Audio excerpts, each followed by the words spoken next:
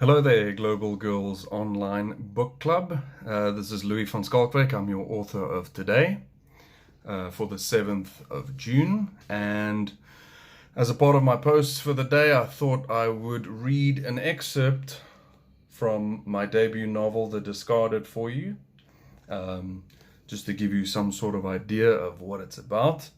For me, it's always best to do the beginning first, so I thought I'd read a page or two for you from chapter 1. This is a crime thriller. It's, like I said, mentioned before, this is my debut published novel, and I hope that you enjoy the part that I'm about to read for you. Chapter 1. "Can you two keep it down out there?" Stephen shouted into the night sky. He slammed the sliding window above the kitchen sink shut, causing it to shudder violently in its frame.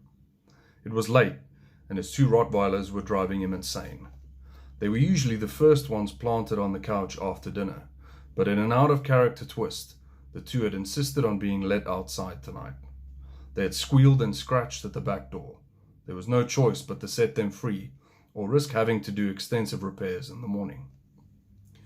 Since then, the pair had been barking incessantly, and the sound was beginning to reverberate in Stephen's skull.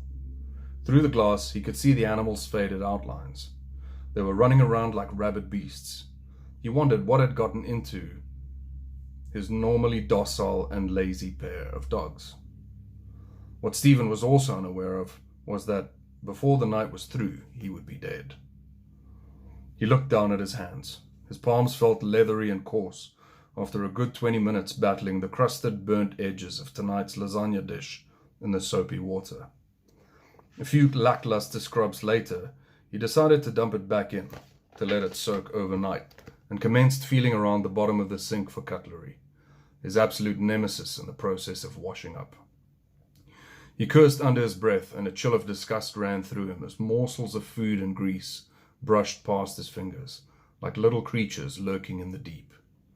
There was a time when he had more patience for performing mundane tasks at the end of a long day, but lately his 28-year haul of swinging the courtroom gavel had begun to feel like it was deliberately dragging his exhausted soul to the depths of perdition, and it was showing. Patience wasn't only a virtue, it was also a critically endangered species in the wilderness that was Judge Stephen Thatcher's mind. Retirement was only 3 months away, but for a man at the end of his professional rope, it might as well have been 3 years. It was all he thought of, and it couldn't come soon enough. "They're probably just after that squirrel again." Stella's velvety voice came from the living room around the corner.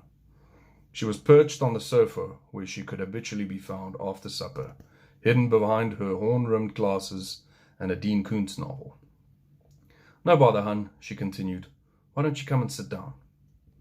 She had always been the coolant to his fire, ever since that fateful summer's day when their paths crossed on Harvard University's main campus.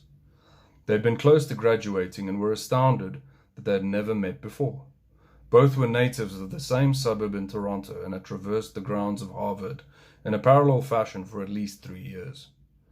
They had walked through corresponding hallways, sat through identical lectures, and frequented the same cafeteria, all without fate ever arranging even a glance between them.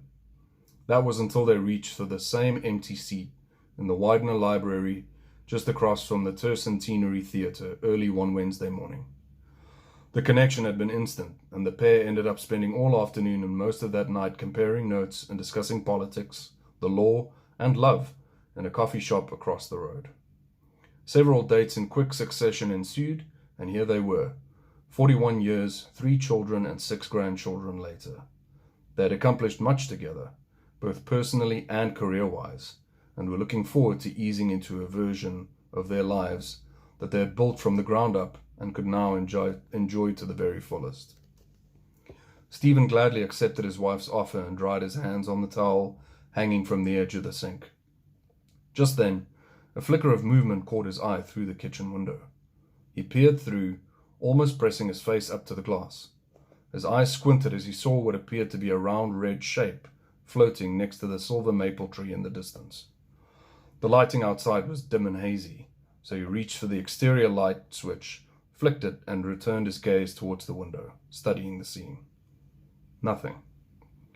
Must have been one of the mutts, he thought, as he snuffed the light and strolled into the living room. He gave Stella a peck on the cheek and flopped into his chocolate-brown lazy boy recliner, making it creak and moan. It was worn out and almost as old as he was, but he refused to give it up, much to his wife's protestation. She had the record player on and was humming along to Bill Withers paying tribute to Grandma's Hands in his smooth baritone. The judge unfolded the newspaper next to his steaming coffee mug and scanned the front page articles. A famous tech magnate was getting divorced, and the Russian president was unleashing yet another feeble attempt at PR work. None of these stories surprised him. Stephen grunted and flipped to the sports pages. On a murky night in an affluent neighborhood, a white van pulled up to the corner of a quiet street. And that's where I'll leave you for today. Thank you so much for listening, and I hope that piques your interest in my novel slightly. And I look forward to chatting to you guys in the comments. Have a great day.